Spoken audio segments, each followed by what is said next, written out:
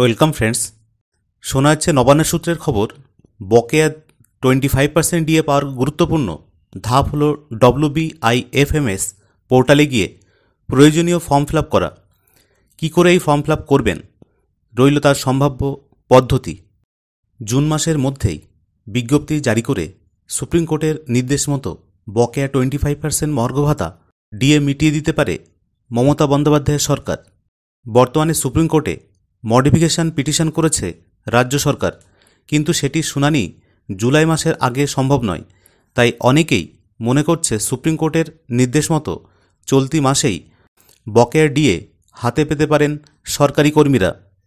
এদিকে নবান্ন সূত্রের খবর, বকেয়া 25% ডিএ পাওয়ার গুরুত্বপূর্ণ ধাপ হল WBIFMS পোর্টালে গিয়ে প্রয়োজনীয় ফর্ম ফিল আপ করা।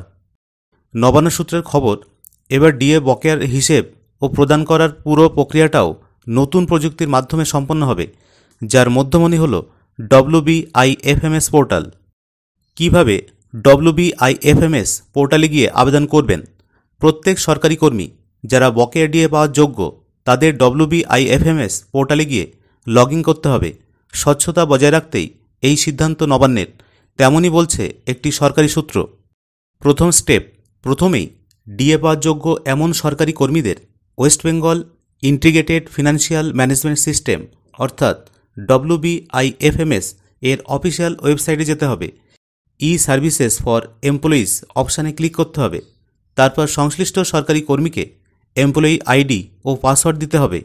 দ্বিতীয় ধাপে লগ ইন করার জন্য একটি ড্যাশবোর্ড আসবে, যেমন রোপা 2009 বা HR ডিক্লারেশন এর মতো বিভিন্ন মডিউল দেখা যাবে। ঠিক তেমনই একটি নতুন অপশান, যেমন ডিএ এরিয়ার ক্লেম ফর্ম বা অ্যাপ্লাই ফর এরিয়ার ডিএ যোগ হওয়ার সম্ভাবনা রয়েছে। নতুন অপশানটিতে যেতে হবে। তৃতীয় ধাপে, এই ধাপে একটি অনলাইন ফর্ম খুলবে। যেহেতু WBIFMS পোর্টালে সরকারি কর্মীদের সমস্ত ব্যক্তিগত এবং চাকরি সংক্রান্ত তথ্য আগে থেকেই ডাটাবেসে সঞ্চিত আছে, তাই বেশিরভাগ তথ্যই স্বয়ংক্রিয়ভাবে পূরণ করা থাকবে।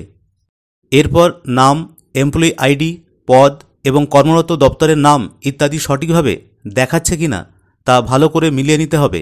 বকেয়া ডিএর সময়কাল নির্বাচন করার অপশান থাকতে পারে। সেই সময়ের বেসিক পে ও প্রমোশন ইত্যাদি তথ্য যাচাই করতে হতে পারে বা আপনাকে দিতেও হতে পারে। শেষ ধাপ, সমস্ত তথ্য যাচাই করে তারপর পূরণ করা ফর্মটি সাবমিট করতে হবে। সাবমিট করার পর একটি অ্যাপ্লিকেশন নম্বর বা রেফারেন্স নম্বর সহ একটি অ্যাকনোলেজমেন্ট স্লিপ তৈরি হবে। সেটি অবশ্যই নিজের কাছে রাখতে হবে। সেটি ডিএর ক্ষেত্রে কাজে লাগবে। নবান্ন এখনও পর্যন্ত এই বিষয়ে আনুষ্ঠানিকভাবে কিছুই জানায়নি। সূত্র মারফত এই তথ্য পাওয়া গিয়েছে। সুপ্রিম কোর্টের নির্দেশ অনুযায়ী 16 জুনের মধ্যে ডিএ সংক্রান্ত বিজ্ঞপ্তি জারি করতে হবে। একই সঙ্গে সুপ্রিম কোর্টে রিপোর্ট পেশ করতে হবে। জুন মাসের মধ্যেই বকেয়া 25% ডিএ দিতে নির্দেশ দিয়েছে সুপ্রিম কোর্ট। তা বন্ধুরা, এইভাবে হয়তো WBIFMS পোর্টালে ডিএর জন্য অ্যাপ্লিকেশান করতে হতে পারে। সুতরাং ভিডিওটি ইনফরমেটিভ মনে হলে অবশ্যই লাইক, শেয়ার ও কমেন্ট করবেন। ধন্যবাদ।